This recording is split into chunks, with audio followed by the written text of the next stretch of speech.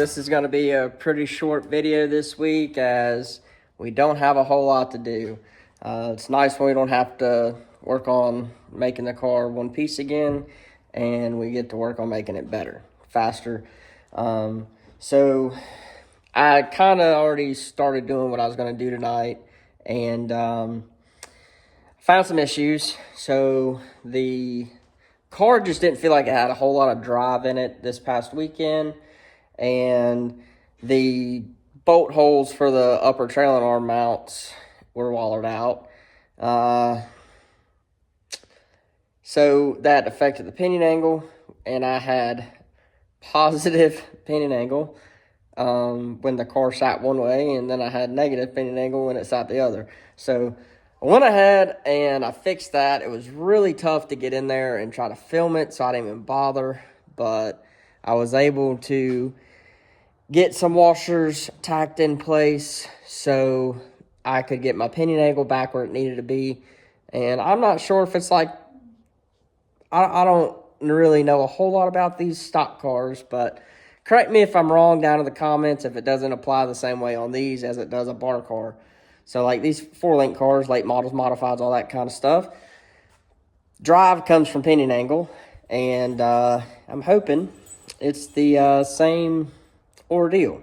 So hopefully I'm gonna have a whole lot more drive now, and that was one thing we were lacking. I need to get a right rear tire. I would like to buy a new one. Might buy me a new right rear tire mounted at the track, or maybe I can get somebody to go pick us up one from the track. We might try to get us a right rear. I used the right rear up pretty good, which was already a used tire. I have not bought a new tire for these cars since I've been running them, which I don't know how much a brand new set of tires on this car is going to help it or it hurt it, or I don't know what it would do to the car. I do want to try to move some lead around, and because I probably have about 100 to 120 pounds of lead. I just run out of room. So I got about 100 to 120 pounds of lead behind the rear axle. Like there's probably at least, try to do math in my head, hold on. There's probably about like 80 to 90 pounds on the back bumper almost. So that might be a problem. That might be my problem with free on entry. So basically free on entry, and then we're tight center off, back on throttle. So I'm trying I've been trying to do some different stuff on the left rear, and like it works, but I don't know if maybe just going back to more of a conventional spring setup would be better. I don't know. We might try it if we can get it to an open practice, because I know where we're at right now. I know the car's fast, because I think Taylor was telling me, like in the feature, the top 6 of us, I think I was the third or fourth quick in the race. I don't remember. We were third or fourth quick in the race, and like it was literally thousandths between us. So we're very close. I know in the heat race we were within thousandths of 2 of the faster cars in the class, and that's another project I need to take care of, because these restarts I'm getting killed on, and basically I just can't reach the clutch pedal. So that is going to be something we take care of this week, so I can shift on these restarts. I know a couple of you have commented down in the comments talking about gear. It's not a gear problem, I promise. I'll flip you around real quick, and I will help y'all understand why it's not a gear problem. So at Lakeview, we have to run these rev control boxes in this class, and we can only turn 5,600 RPMs. This is what limits your RPMs. It hooks into your HEI distributor. So being that we can only run 5,600 RPMs, which is kind of crazy, I wish we could turn these things loose, because it would be that much more fun. And then just kind of let the tires limit everything. But I guess that's Lakeview's way of limiting motor. I don't know that it actually limits the motor, but it's all in the camshaft, you know. So I know this motor is pretty well built to the rule, like as far as the RPM stuff. It's built towards that. It's really nothing more than like a county line motor, so it's not a ton of motor. But anyhow, back to the gear. With this 5600 RPM rule, we have to run like super low gears. So everybody, but I'm on a 529 right now, and it was good when the car was free. But now that the car's a little bit tighter, it's using the gear up, and it's using the gear up because I'm on throttle more. So now I'm running out of gear at the end of the guardrail on the backstretch, which is really killing me. But if I were to drop down to, like, everybody's either running a 529 or a 514, and everybody will tell you that. Trying to find me a 514, whether I have to, I'd rather buy a whole third member instead of trying to just buy a gear set and take one apart. And I'd rather have it where I have all the gears I need. Because I'm trying to build my inventory of 9-inch gears now. I have like 5 or 6 chunks that kind of range from a 600 down to a 529. So I'm trying to find like a 543 and a 543, a 583. No, I have a 583. I'm trying to find like a 633 or a 620, a 543, and a 514. So if anybody has one, let me know. There is a guy I need to message on Facebook because he usually has quite a bit of gears, but I'm going to have to buy them one at a time because they're kind of high. That's the only downside of 9 inches, but you definitely aren't going to break one. But that's definitely something that I need to do, is try to find a little bit less gear for this car, which makes no sense because I get killed on restarts. I get it.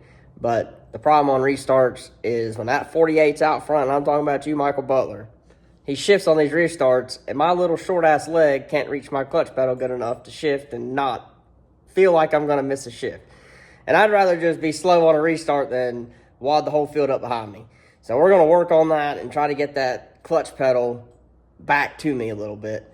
But that's really the two things I think that are hurting us the most. Is I didn't have any drive, and on the restarts, because I'm just as fast as the cars in front of me, especially when they're racing. I can be right there with them time-wise, but on the track, they just leave me 2-3 car lengths on these starts. So we got to get that fixed. And the only way to do that is to start shifting on restarts. I'm not used to it. I've been running Burts and Falcons and all direct drive stuff for the past 5 or 6 years. The last thing that I drove that I had to shift on a restart was a Ford Pinto, and I missed that car. It was a lot of fun, but I really don't even remember if I had shifted in that car. But whole different ball game. So that is an issue I've got to address, and the plan is to do that this week, as well as we might try to switch our front springs and try to maybe put the heavier spring on the right front, because I was having a little bit of issue with bottoming the right front out with a cross member. I could feel the car actually bottom out, and when you bottom the car out, it will shoot the car up the racetrack. And need to work on keeping this left front down, whether it's something with the shock, or maybe I need to try a different valving in the shock, or we actually put a piece of lead up there and it helped it in the feature. Kenny kind of put that in my ear, and I was like, well, damn, that's a good idea. So we might try to move some of that lead forward from the rear bumper, which will ultimately bring up some front percentage and get rid of a little bit of rear percentage, which may help it. I'll have to have it on scales to know if it does or not. I really don't use scales, but on this car I kind of have to. But anyhow, just wanted to give y'all a little quick update that took 10 minutes, so I apologize for that. And yeah, gonna try to have this video posted on like Friday, hopefully. Been struggling with them here lately because we've been so busy. But that's probably about all I'm gonna do tonight. And tomorrow night I'll get out here and start playing on scales. Yeah.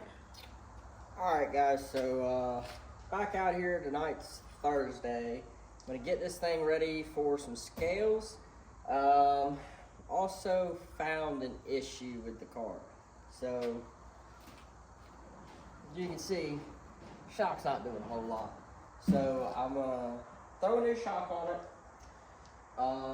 It's actually the one I took off the right front, so I'm gonna pull it.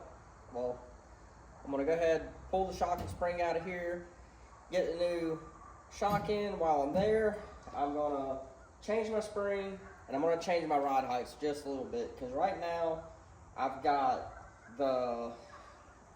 about, trying to do math in my head real quick, got about 3/4 inch of rake across the front. So 3/4 inches higher on the left front than I am the right front.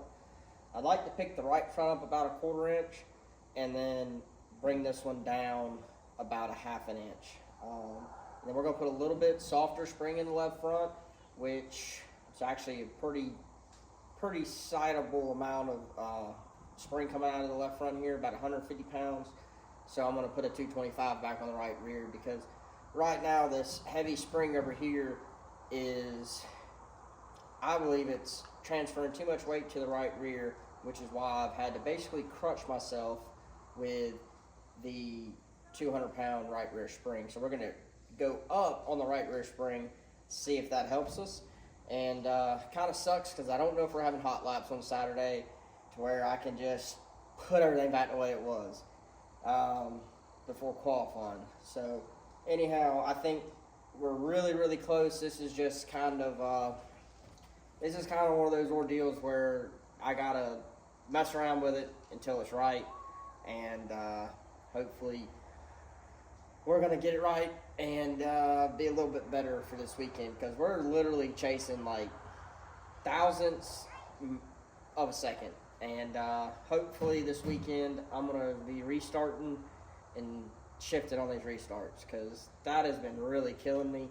I've got a plan for that long term, but it's gonna take a trip up North Carolina. So right now we're gonna make it where I can reach the pedals a little bit easier, but I do have a plan as to getting these restarts a little better. I got a 3-speed in this thing right now, so second gear is gonna run out really quick. I'm working on putting a 4-speed in it, which will give me a third gear that's not gonna run out quite as much, but it's gonna give me more torque off the line. So I don't know. We're gonna try it. If it doesn't work, we can always go back to what we got right now. But we're gonna get to work here real quick. I know I've been talking a lot in this video. Sorry about that. We don't have a whole lot of work to get done. So we're gonna figure something out on these Fridays and or these Friday videos. So anyhow, we're gonna get all this stuff done, and then tomorrow be back on the scales of this thing, which I know y'all don't want to watch me scale a car because it takes entirely too long and is pretty boring. Just me writing down a bunch of numbers and getting out of the car 100 million times and killing my back. So anyhow, we're gonna get to work on this thing, swap a spring, or 2 springs, and swap that shock up here and set some ride heights.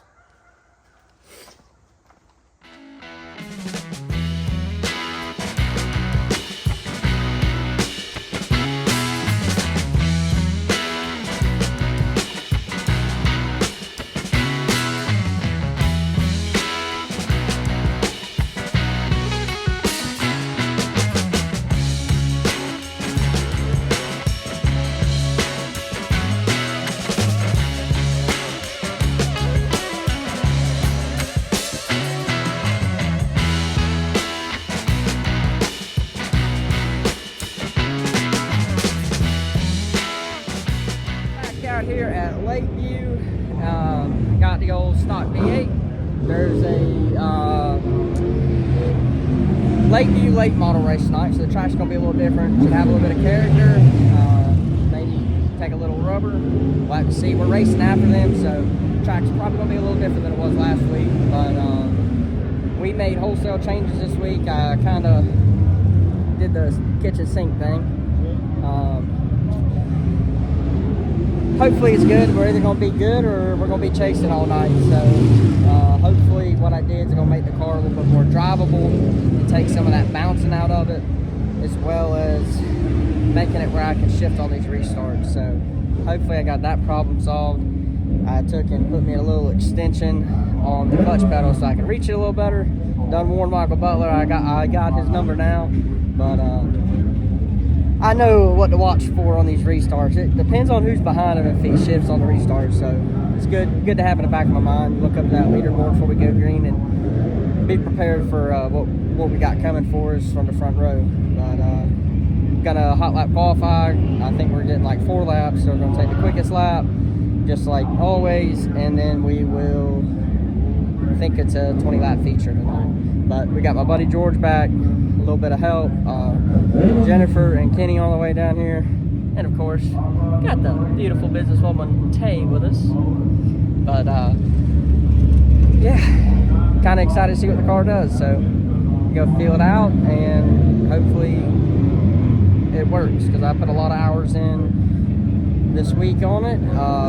Unfortunately, somehow my phone died last night when I was finishing everything up, because I was going to post the video this morning for missing it last night, but my phone died. I didn't realize it, so ultimately, sorry, y'all got skipped on a video. So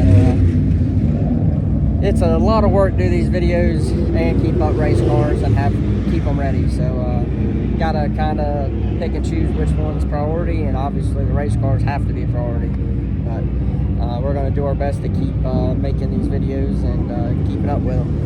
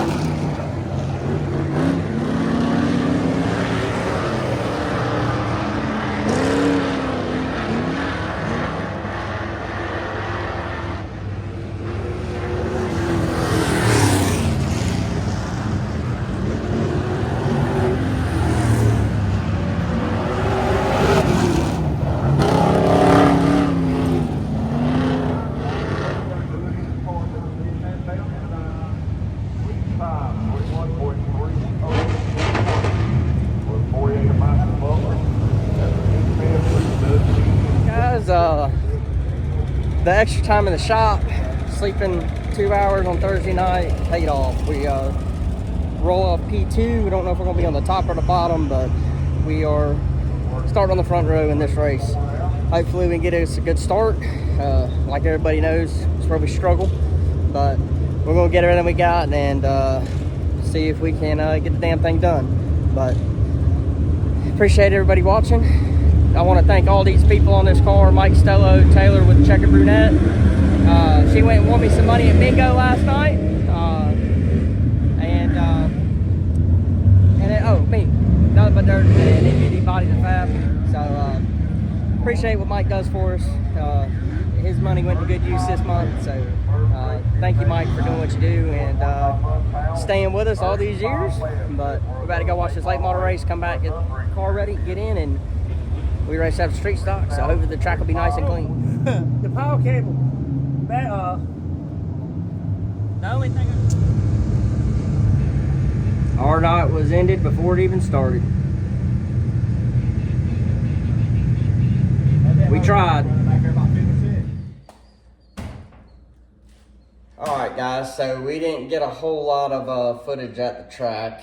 All we got was qualifying, where we were able to put a good lap down, and we ended up second after qualifying. And when we went to get in the car, or I got in the car to go out for the feature, hit the starter button, it started and it died.